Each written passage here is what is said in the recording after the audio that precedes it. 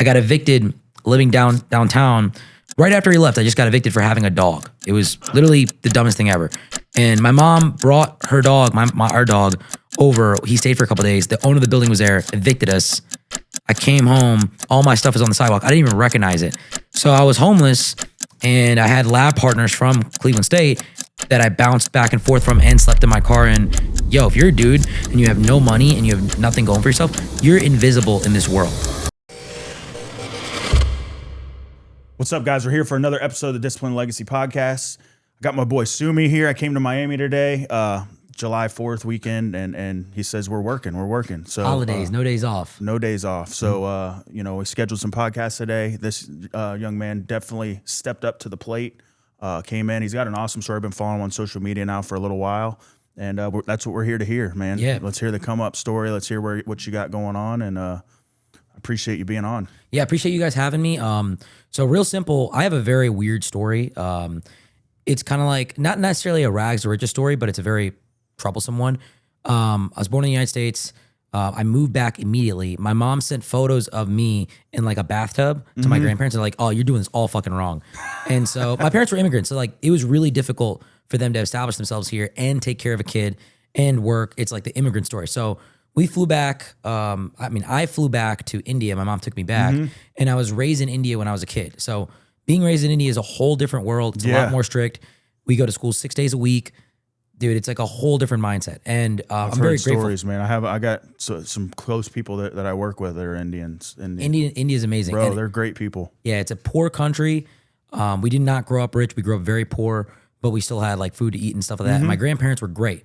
My grandparents ended up passing away a few years later. So my mom would go back and forth. I would go back and forth. This is pre 9/11 days. So traveling was like, dude, you could put things in your shoes. You could do whatever you want. They were bringing kilos. Dude, it was. You hear some of the stories. Yeah, it was not serious. Like that time in the world, before 9/11, you could do whatever you wanted. Dude, I remember I was a kid. We went to DR. My dad brought a box of Cuban cigars and some rum and stuff back. And we're like, you couldn't get away with that now. They'll put you in handcuffs. TSA is a whole different game. Yeah. And people fucked it up, which like it's I remember there's like the thing about the shoe bomber. I remember that too. Like it was way back. People were doing, you could bring water on the plane. You could bring like food. Like it was a whole different game. So we would fly back all the time. So I was in the States quite a bit. And after my grandparents passed away, I came back to the States more so. Then I basically grew up here. My father passed away when I was 12. We used to live in New Jersey. So we just started making it, little cul-de-sac. We had like the cheapest house in the neighborhood, but it was still a really nice neighborhood. My father was studying he was studying to get more money, a better degree, everything like that. So we were dipping into our savings, but he was going to be making double the money. So my mom was the only one working. He got sick, passed away. We bled through our savings. So we had to downsize, move to Baltimore. Baltimore is bad. I don't know. People talk about like, oh, I'm from this place, I'm from that place. Yo, Baltimore is like murder capital. It's bad out there. And so we moved out there, grew up in a really, really not a great area in Baltimore, got in a lot of trouble. Thank God I didn't go down like a really bad path, but it was so easy, you know what I mean? You become part of it. You know, even if you're a good kid, you still end up getting caught up. Dude, it's so easy because you have a son, 16 years old. When I was young, like I remember one time there was this really, really attractive girl in my school. And she was like, do you want to do these drugs with me? And it was some not good. Yeah. And I almost did it. And I'm like, yo, if I did that, I'd be hooked. Like, it was bad stuff. And she had like a dude that was like older. He was like 21, 22. Back then, like, I thought everybody in college had their life together. Yeah. Young girl, 16, very beautiful, very developed for her age. She took an interest in me. She's like, yo, I like you. You want to do this with me? And it was like, I was like a kid, like, man, I could have sex with this girl. I could do this. If I just get in with this crowd. But I didn't do it because I was scared. Needles freak me out. You know what I mean? Yeah. So I was just like, nah, I'm not going to try to get you to do try to get me to do something harder, right? I actually don't even know what it was at the time, right? It was just like, weed was a thing. Like weed was definitely a thing. But this was definitely way worse than that. And it's crazy. Like that's all you need. Like you're a young boy, you're a young guy. You could be the best parent in the world. You meet the wrong person, you're fucked. Like your child goes to school, meets the wrong person. Even if it's like a private school, they get in with the wrong people. You become a product of your environment, really, man. See, I grew up in Fort Pierce, Florida, which is, in South Florida, they talk about it. Like I was in gun club in Palm Beach, and like which is the county jail in West Palm, and like they were like, "Oh, you're from Fort Pierce? That's where all the shooters are at." Like it's a pretty, and I mean it's gotten better. They say BC before cell phones because that was back in the day where people were on the street, you know what I mean? And like white people were a minority where I went to school. Everywhere I grew up and went to school at, I mean it was like so you had to hold your own, and like I got into it. I call it entrepreneurship because I was slanging warheads in the 6th grade. You know what I mean? I go to Sam's and get warheads. You're just in the wrong type of entrepreneurship. That's all it was. It was just. But I had the mindset. Yes. From a young age. Anybody that sells drugs, this is very controversial, but anybody that's a drug dealer, anybody that sells and does an illegal business, you're an entrepreneur. You're actually a business person. You're just in the wrong business. That's why people who go to prison end up becoming great business people, because if you took half of the energy you put into negative or something that's illegal and put it in towards something positive, you're endless possibilities. You're just in the wrong business, but you are a business person. It still operates like a business. Like in high school, I used to sell like the first G of weed I got. Like back then, weed was like mad illegal. It was like a felony. But somebody gave me this and I'm like, I'm gonna just flip it. And I flipped it for $80. Back then, a G was $20. You know what I mean? But I flipped it for 80 and I was like, yo, this is ridiculous. Like, and I can do this for free. I didn't want to lose any money to a drug habit. And I didn't want to get into a drug habit. So yeah, it was like, I wasn't big or anything like that, but it was just small stuff like that like I was just in the wrong path. But I got out of, I went to University of Maryland, graduated. It was a very distracting environment. Big 10 school, I was partying all the time. A good family friend of mine said, hey, look. What'd you go to school for? Biology. Okay. Brown boy, bro. Indian, you got to be a doctor, lawyer, engineer, or failure. Yeah. One of the 4. That's it. Yeah. So went for biology. A good family friend of mine was like, yo, come to Cleveland. That's where he was at. And come stay with me. So I went to stay with him. He ended up moving out, but that's where I kind of stayed in Cleveland. So I've been in Cleveland for like the past 10 years. Went to Cleveland State University, finished up my degree, but when I was there, I got evicted. Finished up for biology? Finished up for biology. Okay. I got evicted living downtown. Right after he left, I just got evicted for having a dog. It was literally the dumbest thing ever. And my mom brought her dog, our dog, over. He stayed for a couple of days. The owner of the building was there, evicted us. I came home, all my stuff was on the sidewalk. I didn't even recognize it. And it was like a really bad eviction. It wasn't like the normal eviction. I later sued them, made a little bit of money, but that took like a year to happen. So I was homeless and I had lab partners from Cleveland State that I bounced back and forth from and slept in my car in. And I had a girl at the time. This was like where I switched up. I had a girlfriend, and when I went homeless, I'm like, okay, I could stay with her. She was cheating on her boyfriend with me. And then she had another side dude. So basically I would cramp her style. And she was like, no, like we have to be.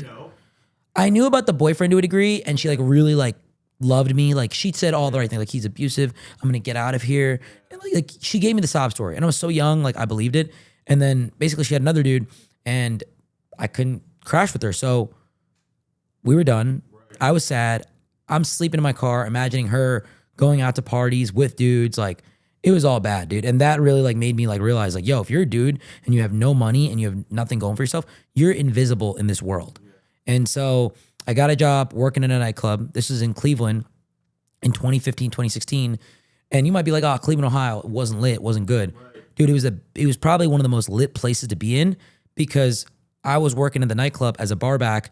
I eventually started working as a promoter, and we had LeBron. Oh yeah. We had Johnny Manziel. Yep. We had Kyrie Irving. I was just gonna say Manziel, like it. we had Manziel's whole girlfriend entourage coming with it. We had the Indians went to the World Series. Yep. So Jason Kipnis, Michael Napoli. Yeah. The kid I played at Fort Pierce Central with, Mike Brantley, used to play for the Indians. Michael Brantley. It was a big year for them. I used to strike him out. He'd cry and throw his baseball bat in Little League. Yeah. And then he became like MVP of the major leagues. But it was a crazy time. Tristan Thompson was dating the Kardashians. Yep. Khloe. So they were always in town. It was like a golden era. So it was a big club. It was a small like restaurant club, but it was huge because we had LeBron. And when you're in a small town like that, like Cleveland's like not a big city. You're making $250,000 Cleveland. Bigger than Miami or Miami? No, okay. so much smaller than Miami. Okay. There's one club that was big, and everyone would go there. Then you got Ohio State's there too, right? Isn't that Cleveland? Yeah. It's Columbus is Ohio State, so 2 hours away. Gotcha. So we had a little town, everyone, like the Browns, everybody like that. It was a really hot spot, and I got to see all these athletes. I'm like, yo, these guys are spending $1,000 on a bottle that's $30 in the store. Like, well, how does this make sense? I was like mind blown by it. I wasn't over here like, some people look at that and like, that's fucking stupid. I'm over here like, yo, that's, well, How do I make money on? How do I do it? And I'm not LeBron. I'm not 6'8". So I'm like, okay, who's the guy that pays LeBron? Right. Who's the guy that gives this guy money? And you know, I didn't do the math properly in my head, but the Cavaliers, the stadium is Rocket Mortgage. So I'm like, okay, this mortgage company pays LeBron. This is my fucking dumb thinking, right? And I'm looking at the Browns. Huntington Bank owns the Browns stadium. So I'm like, okay, Huntington Bank must own the Browns. Rocket Mortgage owns the Cavaliers, and then Progressive is the Indian Stadium. So I'm like, these are banks and insurance companies. So I'm like, I got to get into some kind of finance. Met some finance guys at the club as well. Went into insurance sales, and that's how I started to really like leave the club. The year after LeBron left, I was like, okay, everything kind of went downhill. Yeah. It was the number one thing that made Cleveland, Ohio. Where did he go? He went to Miami. Yeah, bring my talents. Bro, people were burning his jerseys. Dude, I trust you, man. I remember it. And I don't even care when he left here, but like it was just, you know. They were so upset, bro. We got what we wanted. Mm-hmm. But long story short, Cleveland, Ohio went downhill after LeBron left. But it really went downhill after Tristan Thompson cheated on Khloe. Because the big thing that Cleveland had was the Kardashians coming in. Yeah. And back then, like they were hitting. They're still a big family. But this was something that was like, people don't talk about this, but when Tristan Thompson got caught cheating on Khloe, like that whole thing fizzled out. Cleveland lost a lot of its A-list celebrity stardom. Yeah. Jonnie left, fizzled out. LeBron left. They still were like a decent team. I mean, they were a good team, but like I think when you have that wow factor, like the, you know, and that was like kind of like the first one that did that was Tom Brady when he built the stack team, and then like LeBron and them coming to Miami was like the beginning of the era of like calling all your boys and be like, yo, let's go to Miami and let's get a ring. And now it's happening this year. Like you guys are just jumping on teams that don't care about money. Yeah, no, it's when you have that level of like in a small city like that, LeBron was such a big influence in the city. Big time. And he's from there too, right? Yes, so he's from Akron. He's 40 minutes from Cleveland. He still goes back. I got his high school jersey. Yeah, no. The Irish, yeah. He put Cleveland on the map, and having like we had Kyrie too. Like we had a lot of good players. And it's not like I'm even big into sports. It's just that, and also the Indians, like I don't follow baseball like that, but they were at the World, like they lost. They changed their name or something. The Guardians. Right? Yeah, I don't know why. Yeah. I don't know why they're soft about it. But after that, I got into insurance sales, door-to-door insurance sales. Build a lot of personality when you're doing door-to-door. Oh, yeah. And working in the Midwest and working around. Yeah, I was working in Kentucky. Like, you know what I mean? I think the Indian population went up 100% when I would drive into town. And the thing about the South is they're either super racist or they're the nicest people in the fucking world. And once they know that you're like, this is the real South where we're at, right? Yeah. But yeah, I don't know why they sound more country up there. They do sound more country, and they act more country, and they're isolated, you know what I mean? So when you see people there, door-to-door insurance sales, they're either really happy to see you or they're like, who the fuck are you? Like, you know what I mean? So I learned a lot there, started my own insurance company, was trading this entire time. And sales and anything you do in sales, you're going to make money. So if you want to make money, if you sell it. Yeah, if you can sell it. You got to look good. You've got to be polished. You got to be able to talk. Insurance sales changed my life. And I did trading because real estate was going to tie my money up, and I had a business. So I'd make like whatever amount of money, let's say 5K, 6K. And then I'd have like 7 days where I had no bills, and then I had to pay bills. So I'd have like 7 days where I can like make some trades and make some money. And so I was like, I can do this instead of real estate or private equity because number one, real estate is going to take me a lot more money, but I can make a little couple hundred here with trading. So I traded, and I've been trading for the past 10 years. And in the past 3 to 4 years, I've made more money trading than all my businesses combined. And I've diversified into businesses, which is probably the dumbest thing that you can do in a way. They say that like you need 7 streams of income to really become like rich, like the average millionaire. And the reality is I did insurance. I made a lot of money with insurance. I started trying to buy laundromats, this business, but they don't make me enough money as insurance. And the time it takes to start a brand new business is stupid. So now I invest into franchises. I get equity partnerships, very small equity, like 5%, 10%. And I do that to help my taxes out. But number two, it's to diversify. But trading is where I really... That's where you made your That's where I made money. Yeah, and I think everybody in the world should not necessarily be a trader, but they should be invested in the markets because the returns you get from the markets are absolutely insane. Yeah. And the new thing that trading is more of like a short term come up, right? It's both. So 90% of my money in my investments is in stocks. Okay. And I make about 10 to 20% a year. And Okay. it's not necessarily crazy. And then the 10% is front end, it's an options trading. Right. So I trade options on a day-to-day basis, which is basically like you're making a bet that a stock is going to go up or down. Essentially, that's what it is. And that really changed my life. I trade the same companies. Why not just gamble? Gambling is, see, trading, a lot of people do gamble with trading. And the problem is, trading, you can really make money if you know what you're doing. Companies have financials. Companies are people. People are predictable. So if the CEO of a company punches his girlfriend, the stock's going to go down. And you can bet on that. You can grab that momentum as it moves down. When you're betting on a game, it's like you have to bet on what happens before. Stocks, you can catch the movement going down. You can catch it going up. You can ride it up back and forth. So I think a lot of people get very crazy about stocks because they leverage in more money. A lot of people have a gambling personality. And stocks are the opposite of what you should be doing as a human being in terms of biology. When the party is good and the drinks are flowing, we stay. But when the party gets lame and the girls leave, we leave. Stocks are the opposite. When things are going up, you sell, you get out. But when things are down and crashing, that's when you buy. So most people see a stock going up and they're like, yo, this is going up. It's really blowing up. We got to jump in. What do you think about Elon's? SpaceX? Yeah. I knew it would go up and then down. And it's a huge over-evaluation of what it is. I mean, their game plan is like, we're going to find asteroid rocks. We're going to do this. I mean, like, could we find something valuable in space? Yes. Is it something that we know we're going to do? Absolutely not. But this is not something that I think in the next like 50 years, we're really going to like, oh, like we've got our development in Mars. Probably another generation. Yeah, like it's going to take another 100 years. You know what I mean? And it's great that we're starting there, but like this is going to just take a ton of money to push.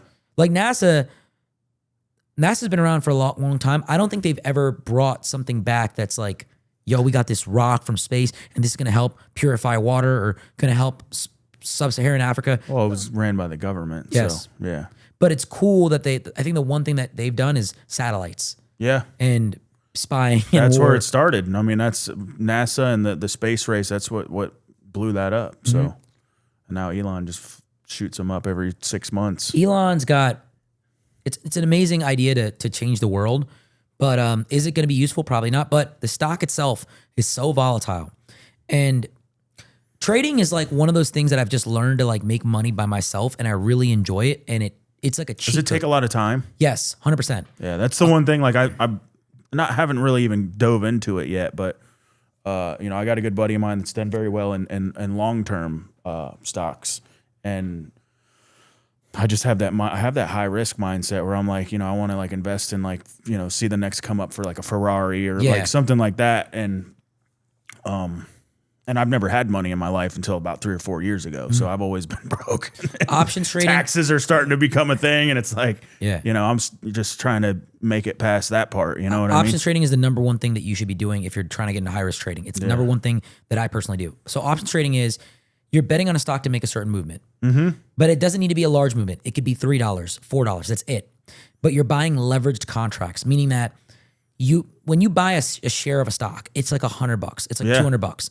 If it goes up $100, which is realistically impossible in like a day, Right. It's very rare. You're not going to catch a movement like that. You're going to make $100, and that's great. That's why like my big stock portfolio does 10 to 20% a year. It's not like groundbreaking gains, but our options portfolios do 400 to 700% a year. Nice. And so I trade big companies like Google, Microsoft, Tesla. If they move $5, you're buying leverage contracts. So you're buying the right to buy 100 shares per contract, which is like a ridiculous volume. So you're not actually buying shares, you're buying the right to buy a large amount of shares at a certain price.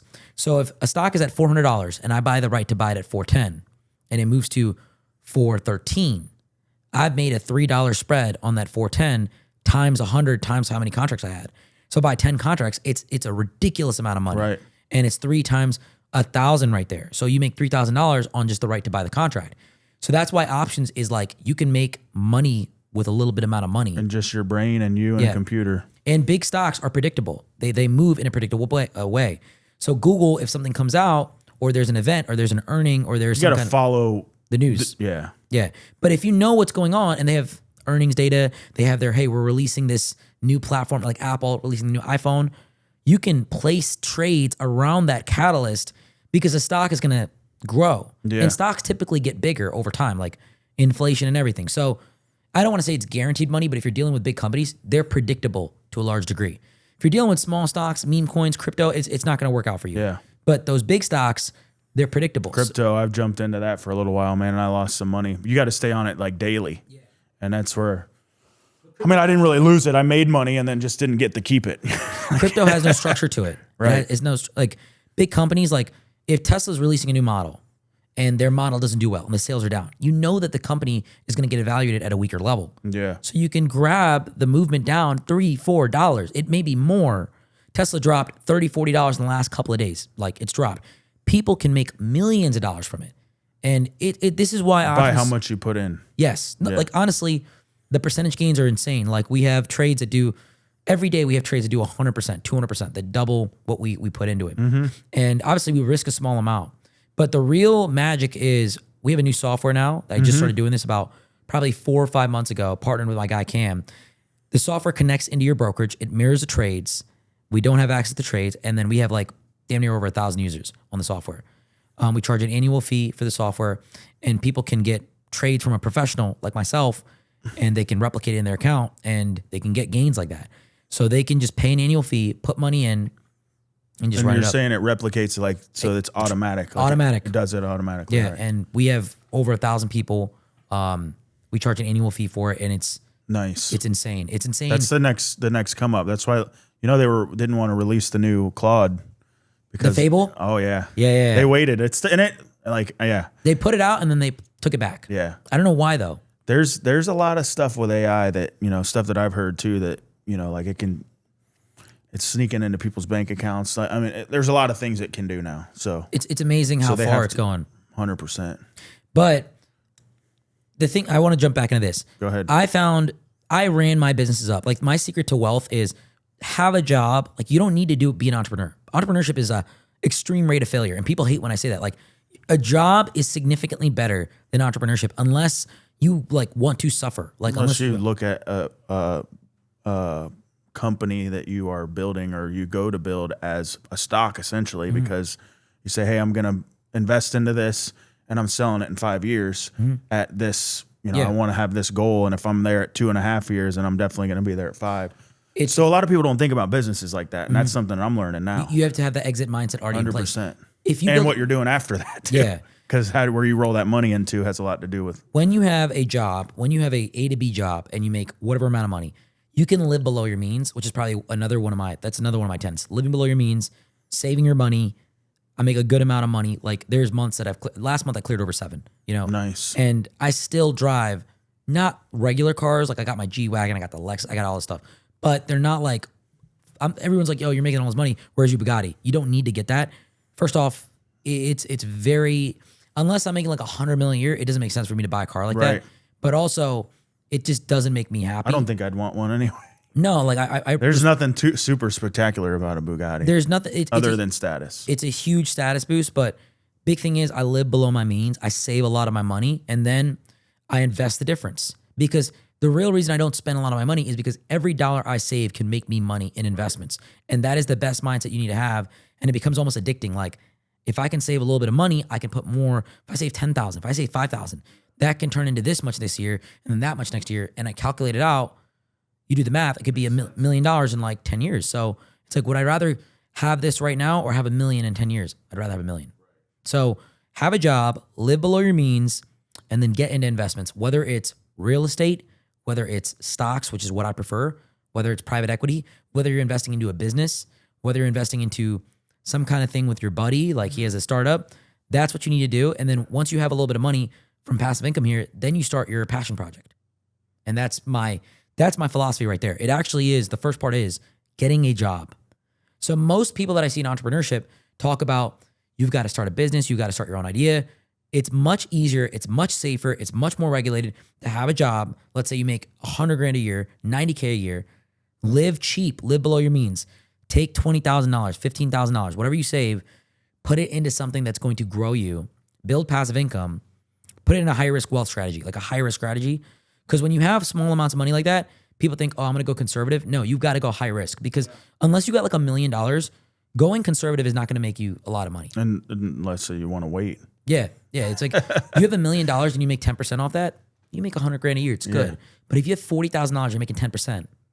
It's absolutely like not game changing for you. But if you have 40,000, you could triple or quadruple your money.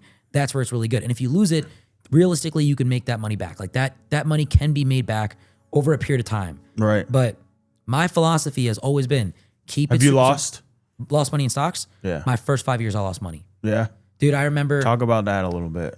I remember being young. My rent was $250. Okay. I lost $800 one day, bro. I wanted to legitimately like not exist. I was so sad. I was so miserable. I had ready many to fucking off yourself, huh? Bro, I'll speak up, like people don't talk about it. Like, dude, I had many moments where I was down, like I did not want to exist. And it's not like I wanted to be dramatic and like end my life, but I just didn't want to exist. I'm like, this isn't even worth living. I just lost all this money. Then what do you think that game changer was for you to like, because I think for me anyway, there was a certain point where like, I think when you stop caring about money, not caring because you need it. You have to, have money to pay your bills and all that stuff. But like not worrying about it, then that's whenever it just started to just. You're 100% right. You're like 1,000% on the money right there. My biggest, and what allowed me to do that was my insurance business did well. Yeah. So when I made money with insurance, I started making more. Like when I was losing that money in stocks, I didn't have a lot of income coming in. So for me, losing $200, like, dude, my life is fucking over. Yeah. But when I was making money with insurance, I wasn't risking too much with stocks. And I was like, I can make this money back tomorrow. Like I was making like, my first year in insurance, I did $72,000. And this is 10 years ago. Yeah. This is in Midwest. So I was like, I'm big dog, bro. I make, you don't fucking know. I remember them days too, boy. Yeah. Like $60,000 a year as a firefighter, paramedic, boy. I made I made it in life. I made $1,000 a week. And I was like, yo, I make a band a week, bro. Who are you? I was so cocky. When I made $200K, my second year in insurance, I was the most cocky motherfucker. Yeah. And then when I made over $1 million my third year, that's where I got humbled. Yeah. Like I'm like, yo, people make this in a day. And that's where like you really start having large business expenses. But when I was making 70 to 200K, dude, you could not tell me shit. When I was making 200K, I was like, I make 1,000 a day. Who the fuck are you? I'm young. I would look at people that were billionaires. I'm like, yeah, but they're old. I'm young. Yeah. Like I'm doing this now. Get to enjoy my life now. Yeah. Yeah. So that, but really what allowed me to be good with investing is that I had additional streams of income. And that's where my fixation wasn't there. A lot of traders, they fixate. Their entire paycheck is off trading. And I think that's where it becomes really bad. And Yeah. I think you got to have like two things. Because then it is gambling, right? Then Yes. Then you lose it and you're stuck. Well, if you go into the market with money and then you trade and then you waste time trading and then you lose money and you walk away with less money that you came in with, it's a massive strike on your confidence. You fucked up. And trading is binary. You either made it or you didn't. Like if I break up with a girl, it's like, she was an asshole anyway. She was probably cheating on me. She didn't like my mom. Like there's a million things I can rationalize. With trading, it's like you lost. That's it. There's no other, well, this was a good setup and this, you just lost money. That's So it. you can rationalize a lot of things in life. I mean, you can still rationalize a loss, but you got to the point where you don't. Yeah. Like, yeah. You're like, But trading was very, very tumultuous. Like people talk about like, oh, I didn't go from $1 to $1 million with trading. I made money with insurance first, okay. had a stable income first with the business. And I used those funds to invest into trading where that became my main thing now. Yeah. So when people are like, yo, I've got $2,000. You still had the entrepreneurial mindset. Correct. You still had, And I still have businesses. I tell people that now because that was like, my thing was like having a 9 to 5, making $16 an hour. Like I still like on the weekends, I got a pressure washer and started cleaning people's driveways. And like, so you use your 9 to 5 to be able to get you into the next level. 100%. Yeah. And I think that most people don't like romanticize the 9 to 5. The 9 to 5 is a guarantee. The 9 to 5, obviously it's not 100% a guarantee, but like, Well, to come up, to actually get out of the everyday struggle. And Dude, that's, you got to utilize it. you that way. have to have some kind of stable income. It does not need to be a lot. It's good to get a job. And this is like the philosophy that people have let go of so much. Like everyone's like, start an AI consulting business, start this business, do this, do that.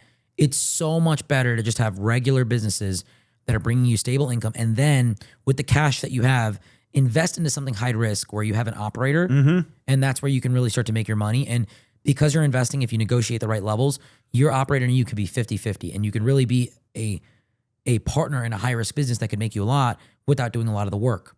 But you have to have the right people around you. And so trading though was very, very hard. I had a lot of dark moments. Insurance too. It's like it destroyed my relationships. I worked all the time. Like this is the thing that people don't talk about with entrepreneurship. It kills your relationships. It kills your ability to have a social life. I don't drink anymore. It's not like I had a problem with drinking or anything like that. I never had a drug problem, but if you want to be successful, you cannot do drugs. 100%. You have to stay off all the stuff. You just decided not to drink. Yeah, because it's not like I love drinking. Like seriously, like I enjoy drinking, but you wake up in the morning, you're adding fat to your body, you're groggy, you're not functional. I mean, it just is Same thing with smoking weed for me. Like I could, it just, if I'm clear mind, I'm on the top of my game. 100%. Yeah, and like weed is not as bad to me, but like alcohol I think is the worst drug in the world. 100%. I think alcohol, it's poison. I demonize alcohol so much because it's so normalized in society. That's the problem with it. It's not like you have hard drugs, people know like, yo, this is fucking bad. But alcohol, you find it everywhere Socially you go. accepted. Exactly. And that's what makes it bad. It's like, I talk to people about like, yo, alcohol dries your skin, kills your organs, kills your liver, makes you like gain weight. It inhibits your brain. Like people die. As soon as you start drinking it, your body wants it out. Yeah. So it starts emitting it through your, everywhere, sweating it out. You pee a lot. Yeah. Like your body wants it out of you. And that's people normalize it so much here, especially in Miami. Like let's go have a drink. Like let's go get this. I'm like, you guys are fucking stupid. Like I go hang out with people still. Like you guys can drink. Yeah. I still go hang out and have fun. Like my wife likes to drink wine and stuff. So it's social. But I'm in bed by 9:30, 10 o'clock most nights. So like even going out to the club on a Saturday or Sunday, I'm drinking Red Bulls but I have fun. Like I'm always working. Yeah. I'm always working. So no matter where I'm at, I'm networking. I'm coming out of the club with, a business opportunity or a new relationship that I made. So that's the way I look at it. And I don't even go into it like that. It just ends up happening. I think that obviously I do insurance. I have old insurance partners. They're going to make me drink a whiskey, like put some hair on your chest kind of thing.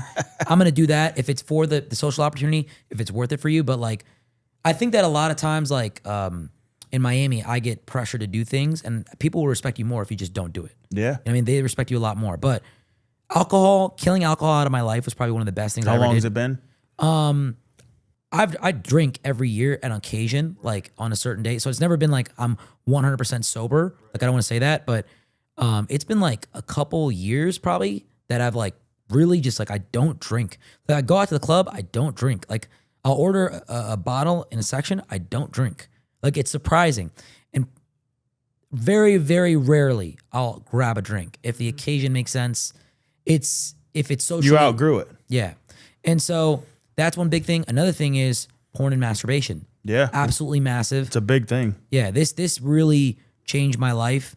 And it's not like I had a problem with this either, but it fucks up your dopamine centers. And porn is one of those biggest things. Like you cannot win with porn. Like you have to avoid it. 100%. It's not something you can conquer. Like I can be around alcohol and I can be around a ton of people drink it. And I'll be like, I'm good. Porn, you cannot. You cannot defeat it.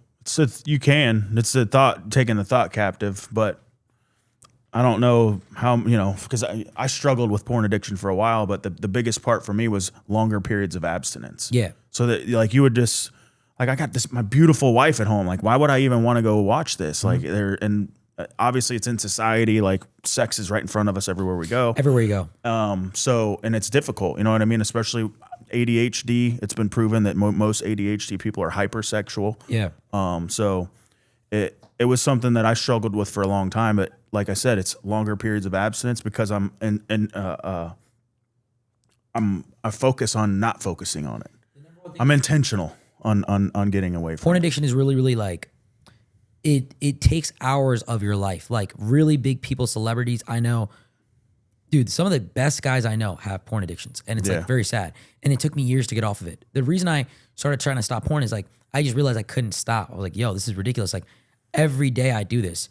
Number one way to stop doing it is get a girlfriend, probably. Yeah. It instantly gives you an outlet because as a man, you need an outlet.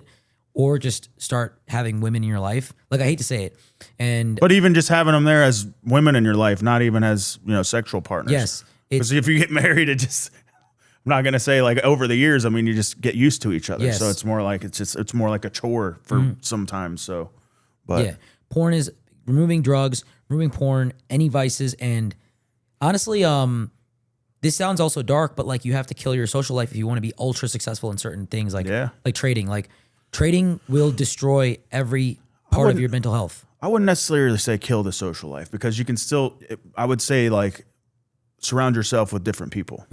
That, I mean, that's been, you know, putting yourself in the rooms with the people who are wanting the same things you want. So what I do is unhealthy. I will be like completely honest with you. Like with what I do with trading, like the insurance business is very healthy. You have a social life, you know people, you can operate a business like that very well. Trading itself, like very like niche industries like that, it's almost impossible, or I just haven't found that person. Wake up in the morning at 6, do the market research, 9 to 9:30 New York session to 4, I'm in front of the charts. After that, we log the data, do everything like that. I handle my other businesses. There is no time for a relationship or social life. And all the people that are like my friends are people you can't that like pay somebody to do that for you, because I guess they wouldn't do it for you, because they would just do it for themselves. Yeah, I mean it's or like train an AI agent to do it. I mean I've definitely made my life a lot more efficient, and the business has grown, but there's still things that I need to be on top of, and there's still things that I want to be on top of. You still have to be involved. Yeah, and I like to be involved. And that's the thing, like if you want to become good at trading is one of those things that you have to be in front of the market at all times. And I know a lot of traders that like have girlfriends and live this life, and it is very, a lot of times they lose money because they have to go take care of their kid or do this, that, and third. And that's one of the most dark things. And the reason that I'm much better at trading than a lot of other people is because I'm willing to sacrifice. Hey, it's my girlfriend's anniversary. Hey, it's July 4th. I'm like, dude, I'm going to be working. Yeah. But I can't do this forever. So my philosophy is, look, like I'll do this for another 5-10 years. Then completely, I know I'll get sick of it. And then I'll be like, I want to relax. Find the next step. Yeah, I'll go in the extreme of like relaxation and that kind of stuff. But I think a lot of people, when you first start a business and you first start building your life, use your early 20s to develop yourself and sacrifice a lot. What do you think about dating in your 20s as a man? I want to ask you. Same thing I tell my son, and the same thing that I did whenever I was in high school. I mean, you're probably not going to marry the person you're with. So it's rare, but it can happen. Yeah. And I was one of those people that had long-term relationships, but I think, like you said, there just has to be a level of understanding. And in those early years, there's not the same mindset, mature mindset that there is like maybe late 20s, early 30s with, even for men. Because I feel like men, we mature. I matured at 30. You're 100% right. Like that was where I was like, oh, wow. Like, I think like 27 is when men start to kind of get it. Yes. But that's just like a random age. It could be 23. It could be, most guys, I think it's like 30. Like it is. So, but you made a very interesting point, and the fact that like sacrificing, you can work hard for 5 years or work hard the rest of your life, right? Yeah. Work hard for 10 years and work hard the rest of your life. And they talk about that with college, and like college is great and all, but there's multiple other ways that you can make money. And, you know, you're talking about one right now, and you see it a lot with the, you know, streamers, younger kids that are doing well in insurance businesses and sales. And, but the one thing you don't see is a lot of them that have a monogamous relationship. You know what I'm saying? So they're sacrificing, and I see it with my, you know, kind of walk that I've been on for the last 5 years. And fortunately, I have an amazing supportive wife but she gets tired of it too. She's like, what about me sometimes, you know? And I have to put it to the side because, you know, I've found a certain balance. I don't want to be alone. I don't want to be 50 years old. And, you know, I've lived that lifestyle already of like going out and having any girl I wanted. And it's hard. It's hard to live that way. It's honestly, I like monogamy for the reasons that people don't think. Like in a very dark like mindset, a lot of men would want 5-10 women waiting for them, ready to go. Monogamy is the best child rearing institution by far. Like out of all the data and everything, having a mother and father present in the child's life in a household creates the best level of psychological health for the child, right?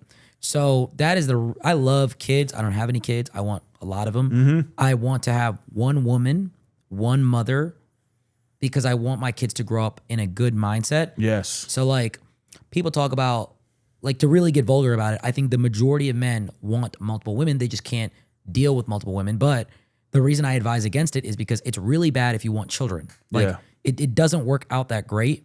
I mean, there's definitely situations where things can work out. Like but having one woman in your life, it stabilizes you, it keeps you calm, it chills you out.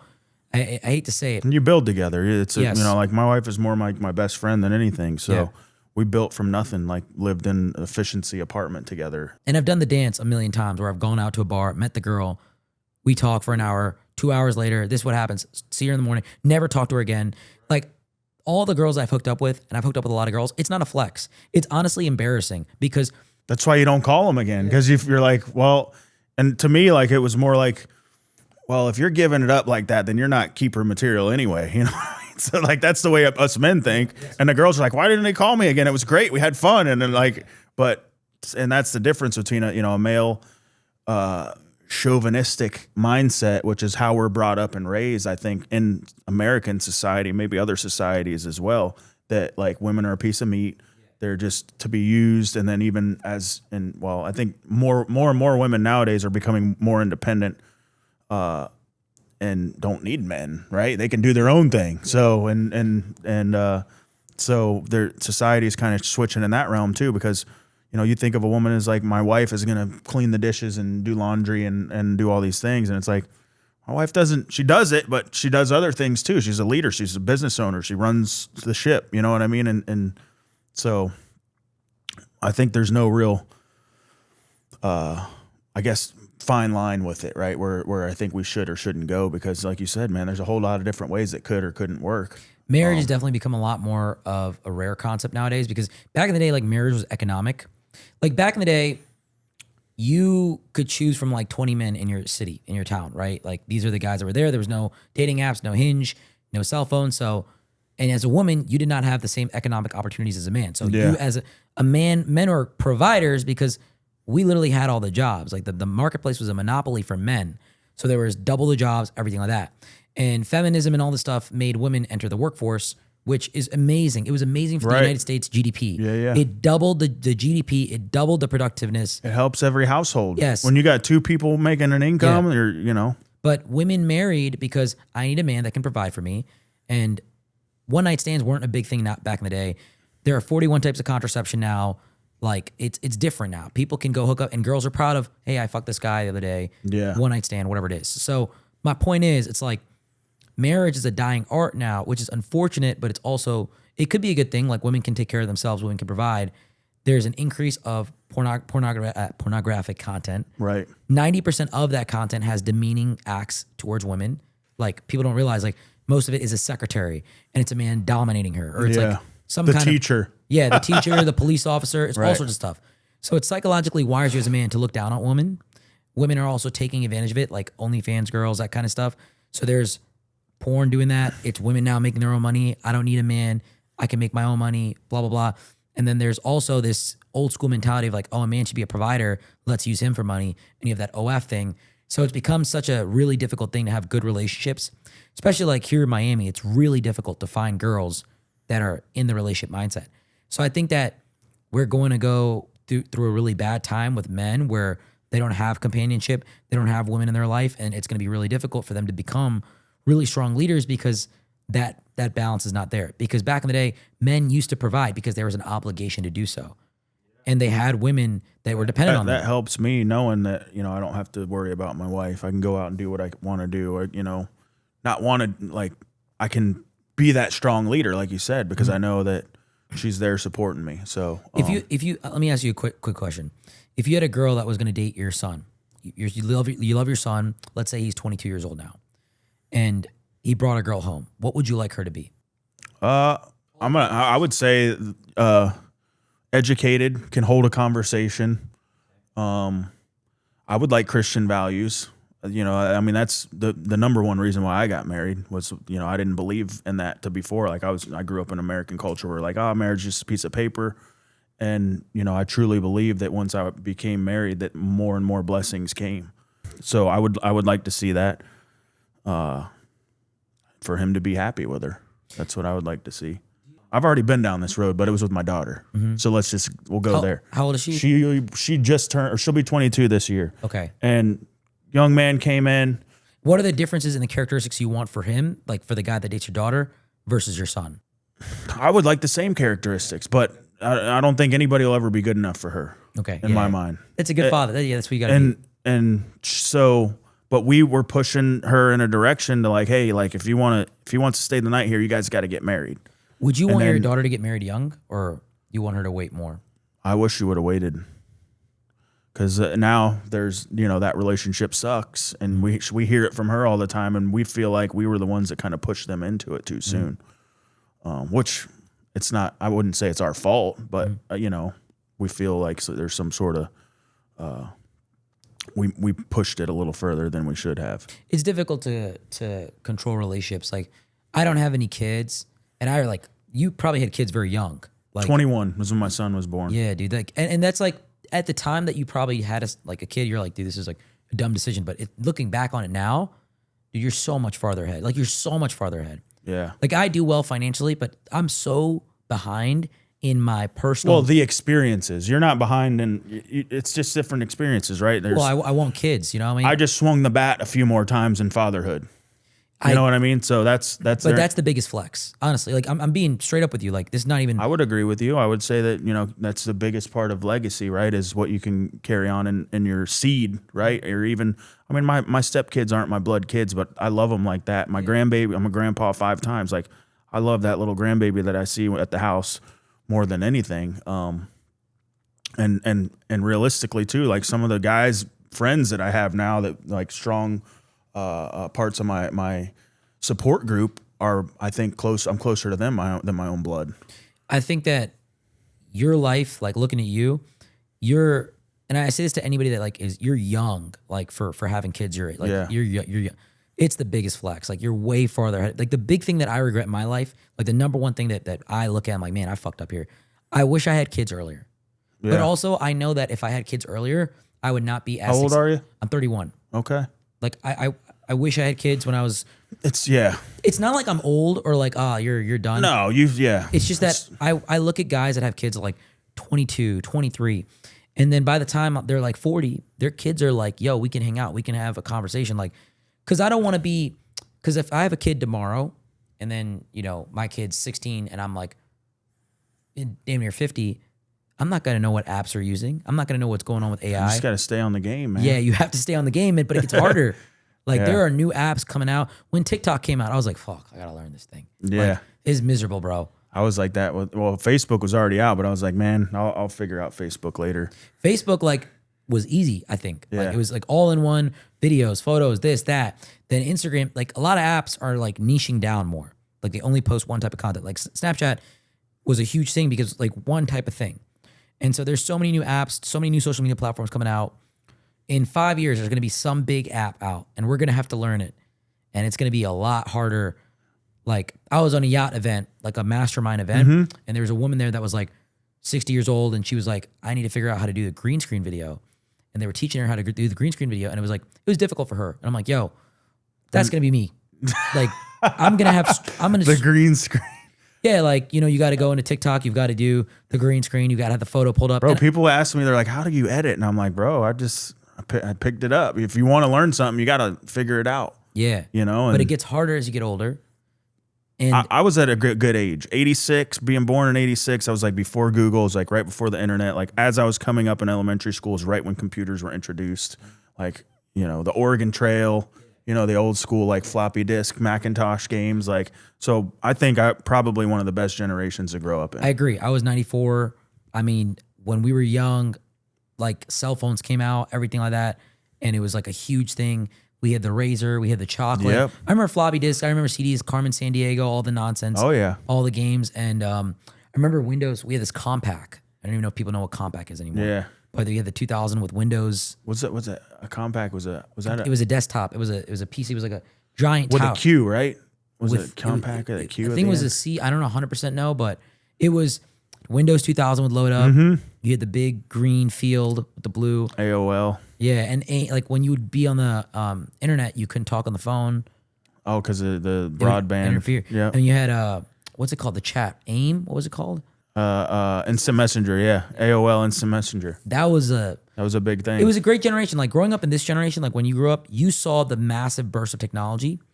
And this is also like back to stocks. This is the first generation that we can really be stock investors and really be involved. Because in 86, 80, you had to be in Wall Street. Yeah, you had to be in person. Or you need to talk to some sketchy broker. Right. That'd be like, yo, this stock's going to blow up. Let me take your fucking money. Yeah. And that's where all the Wolf of Wall Street scams So came trading eliminates that. You can do it yourself. You can do it yourself. Because Robinhood, all the, you know. And you have access to extreme market tools, hedge fund level tools at your fingertips now.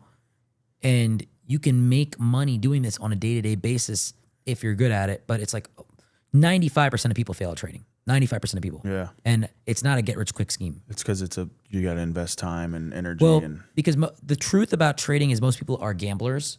Most people like to over leverage. Most people see a big win. Most gamblers aren't necessarily, they have a big win. So I know a girl, she just made like $2,400 in like sports betting. And I'm like, this is like off of a $40 bet. And I'm like, this is how gambling starts.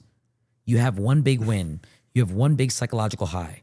And I'm like, this is where it starts. She's like, oh, I'm just playing with like house money. I'm like, when you lose that money, because you will, because that's how it goes. You're going to lose. That's how the tape plays through every time. Yeah, I had a good friend of mine. He was a trader, really good trader, really good dude, and gambled. Made $113K off of like $1,000 parlay. Went into sports betting, lost it all. Wow. Lost everything.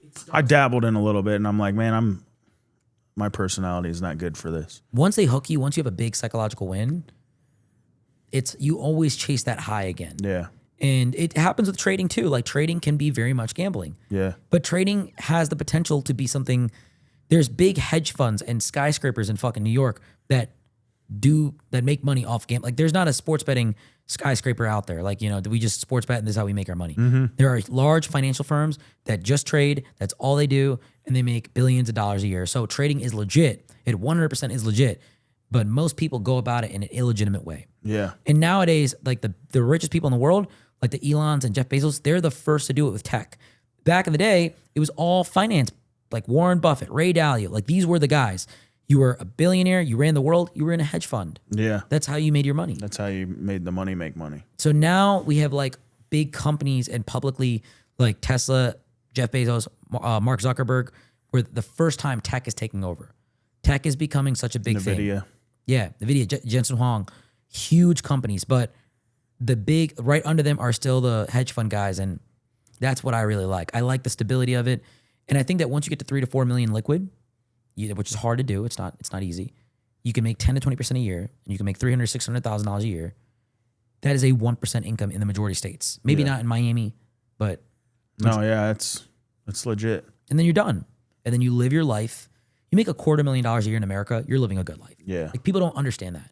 People always chase, oh, I got to make $1 million, I got to do that. Like it's really, my message is like, you don't need to make that much money to live a fucking good life. 20 to 30K a month, bro, that is insane money. It is insane money. And you can go eat at all the nice restaurants. You can go and rent the Ferrari. You can go and take a girl on a nice date. You can go to a nice vacation. You may have less of it than a millionaire or a billionaire, but you don't need that. Right. And then like the highest level of life is like 20 million a year. There's really nothing higher than that. You can still get on the jets. You can still have all the yachts. Like being a billionaire, it doesn't change your lifestyles.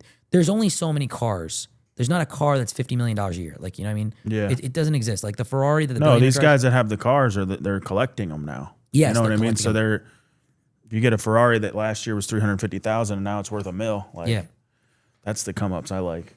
What would you say to, let's say someone 16 to 20, younger generation that's coming up? Because, like you said, I truly believe that trading is a niche career. I mean, a short-term career that somebody could have and be out, like you said, in 5 to 10 years and moving on to whatever's next for them. So what would you say to somebody that's coming up that wants to start getting into it? Like, how would you? Trading? Yes. You're going to lose money right off the rip. Definitely paper trade. Paper trading is simulated money. No one does this. Like no one listens to my advice, by the way. Like nobody listens to this advice. Don't trade real money. Like do not trade at first with real money. You will 99.9% of the time lose. Like I'm like one of the best traders, if not the best trader that I know. So you're saying that there's a game you can play where you trade? Yeah. So when you first start trading, any brokerage has this, like most of them have it. Like Webull has something called paper trading.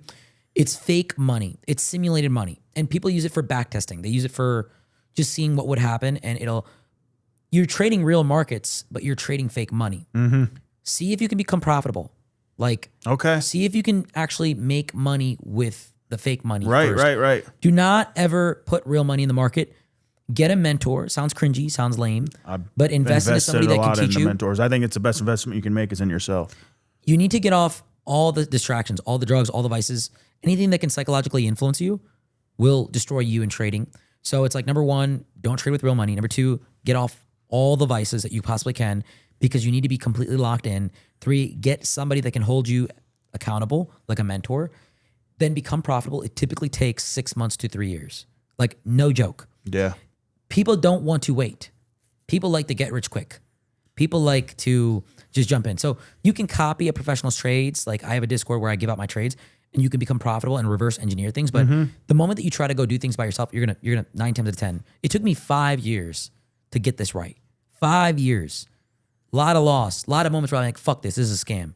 Then I came back to it. Yeah. Then I lost money again. Fuck this is a scam. Then I came back to it. And every time I came back, I came a little bit better. It was the consistency, though, the compounding. It was just coming back. And then the moment that you think that you've figured out, you don't have it figured out. So my advice, like young guys, I think that trading is wonderful. It's very popular now. It's a hot market thing. Everyone's looking into it now. But you need to paper trade first. You cannot risk your own money. Like, definitely go slow. Have a mentor, and then just cut out all the vices, and you'll probably get there a lot faster. And then once you're profitable, keep your main source of income. Like, have a job. I don't ever recommend somebody. Trading makes me the most money out of all my businesses. It's not my main thing. Like, I hate to say it. Insurance and software is still my main thing. Yeah. But the moment that you make it your main thing is the moment you become. And then you can't get to the point where, like, oh, I'm making this much every month, because it's volatile. So It's very volatile. Like, last month yeah. I did over 7. Month before, I think I did low or high six figures. I'm not sure. Like, I have it all tracked, but like, it's never like I make a mil from trading every month. There are only a few months I have made that kind of money. Only a few months. Right. And that's the truth. And January was And then another you got to reinvest too, because if Yeah. you want to keep you got to keep it rolling. And there are months where you can lose money. There are days that I lose money, and you have to have a very head above water mindset. So for anybody that's young, like, my advice is get into sales, honestly. Yeah. Like, get into sales, get a stable stream of income. This is like the backwards advice. Most traders are like, oh, it's so easy. It's a system. You follow the blueprint. No, I love it. It's powerful. Yeah, you should not.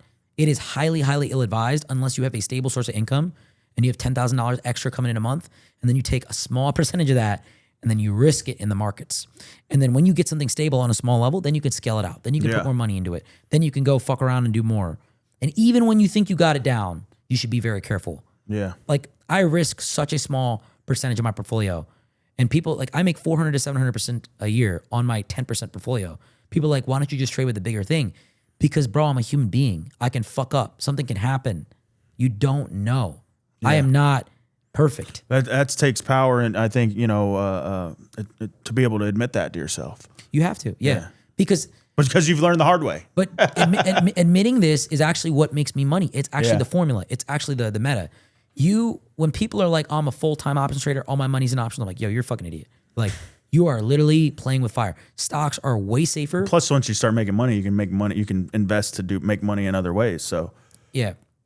So my advice is just, and another piece of my advice for young guys primarily, try not to get in a relationship too young. Like talk to women, be around women, but like really take your youth to build yourself up, get in the best shape of your life, like stay off the drugs and alcohol, like do as much as you can in self-development, because when you build a good life, women will naturally be attracted to you. Yeah. Like you'll attract the gold diggers, Right. You'll attract the bad girls, but you'll also attract the good girls. And the Yeah. good girls are gold diggers too. People don't understand this.